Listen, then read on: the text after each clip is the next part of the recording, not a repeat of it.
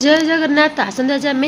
Without chicken किपर chicken करी प्रस्तुत करवा ताहा जाना। तो ये भेजिटेरियन मानकर देखो पणस कटा हो चिकेन तो आम छोट छोट पीस करके काटिदेवा भलकी पानी धोईकी कड़े ततेक से खंड खंड आलू देकी लुण हलदी पानी देकी हल्का सिझेदेवा टिके सिझीगला आम सोरिष तेल देकी आम भाजीदेवा आपको छाणिले आहरी टेस्ट हम। तो तापर रसुण अदा पियाज टमाटो काटी देवा अधा पियाज को अदा रसुण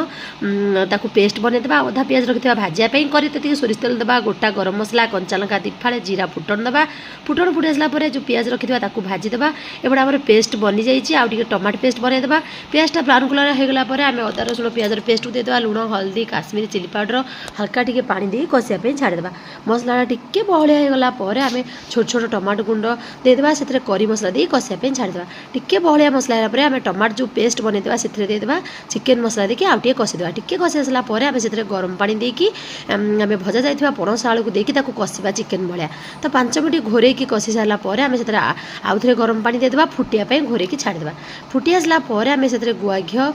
धनिया पत्र को देदेवा। तो हे आसला आउ टे आम गोटा गरम जो सॉरी गरम मसला पाउडर देके आम घोरेदेवा। तो 3 मिनट पर काढ़ीदेवा बनीगला आम भेजिटेरियन मानकर चिकेन करी एमती बना तो कमेंट रे जणेबे।